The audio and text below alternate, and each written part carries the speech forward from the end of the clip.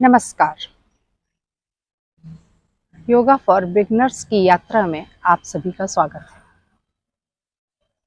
कैसे करें योग की शुरुआत, ये सवाल सभी के मन में आता है कि कहाँ से शुरुआत करें। इस कड़ी में मैं पहले से ही 2 वीडियो बना चुकी हूँ।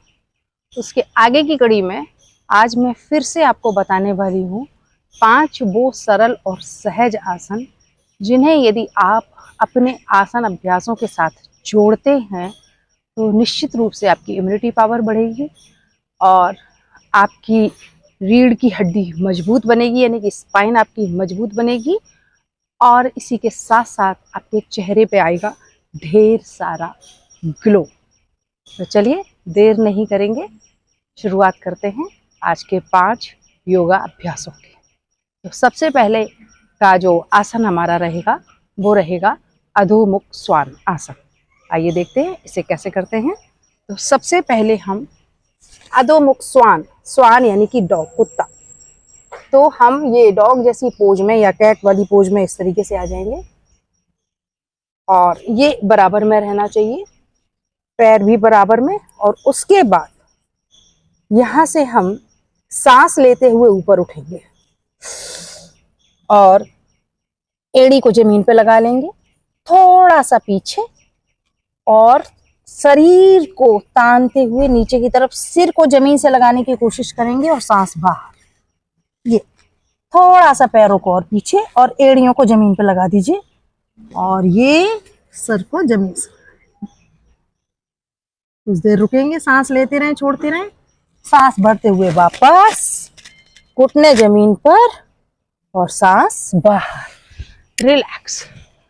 इन अभ्यासों को 2 से 3 बार आप कर सकते हैं। इसी के साथ अगला अभ्यास हमारा रहेगा कपोत आसन यानी कि पिजन पोज।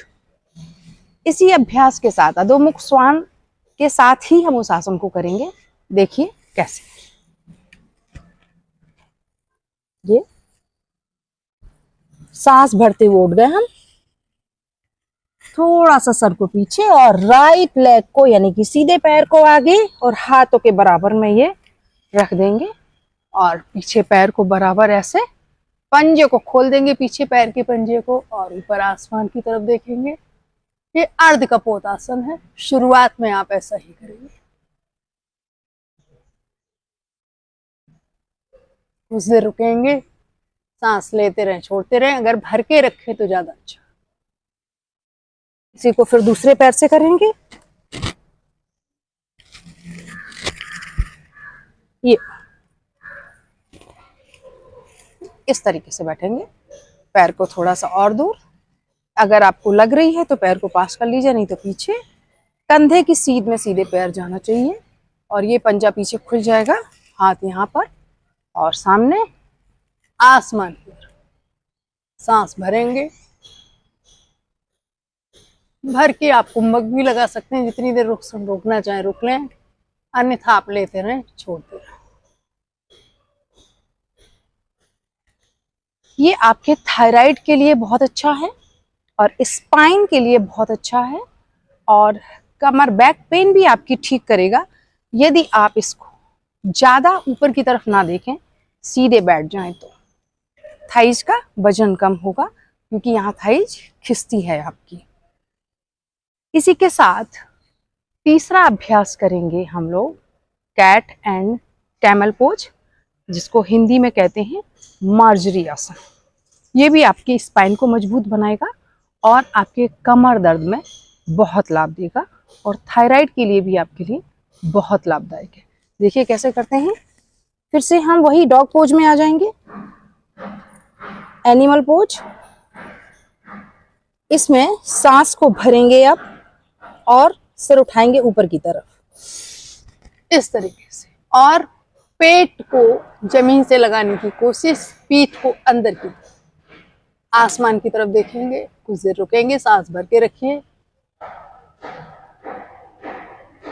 5 सेकंड तक सांस को भर के रखेंगे और सांस को छोड़ते हुए ये ठुड्डी को चेस्ट से लगाने की कोशिश और पीठ को आसमान की तरफ खींचेंगे, पेट को अंदर की तरफ खींच के रखें। 5 सेकंड होल्ड करें, फिर से सांस भरते हुए,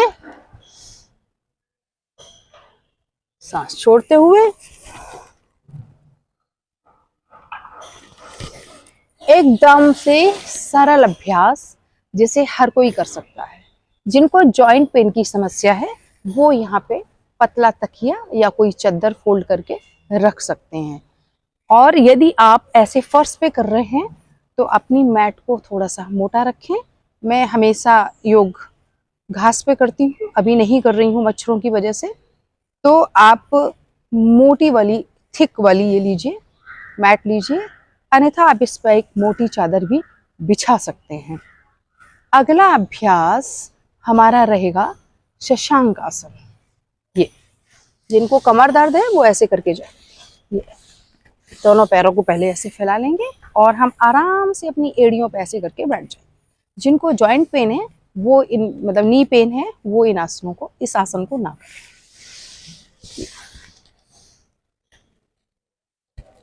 ठुड्डी को जमीन से लगा लेंगे और हाथों को आगे की तरफ बढ़ाते चले जाओ।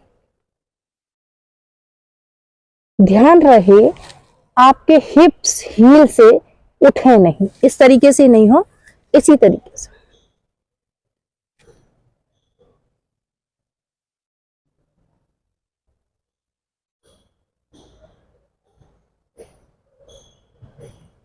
वापस हथेलियों की मदद से सांस को भरते हुए, यानी कि ध्यान रहे नीचे जाएंगे तो सांस को छोड़ते हुए जाएंगे, और जब इस स्थिति में आ जाएंगे तो सांस लेते रहें और छोड़ते रहें, और जब वापस आए तो सांस को भरते हुए वापस।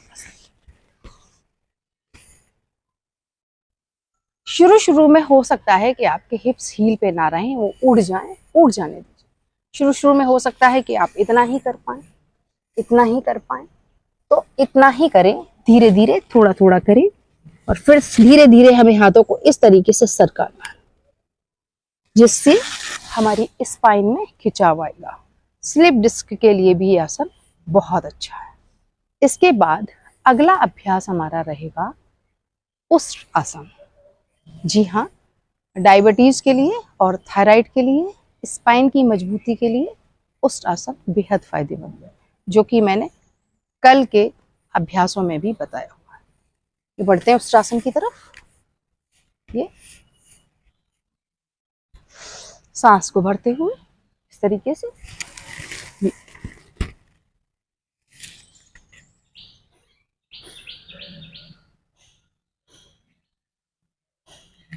कुछ देर रुकेंगे और वापस आ जाए। यदि आप नहीं कर पा रहे हैं तो इसको ऐसे पकड़िए और धीरे धीरे अपने शरीर को उठाने की कोशिश करिए इस तरीके से। ये और गर्दन को पीछे की तरफ ऐसे छोड़ दें, ढीला छोड़ दीजिए,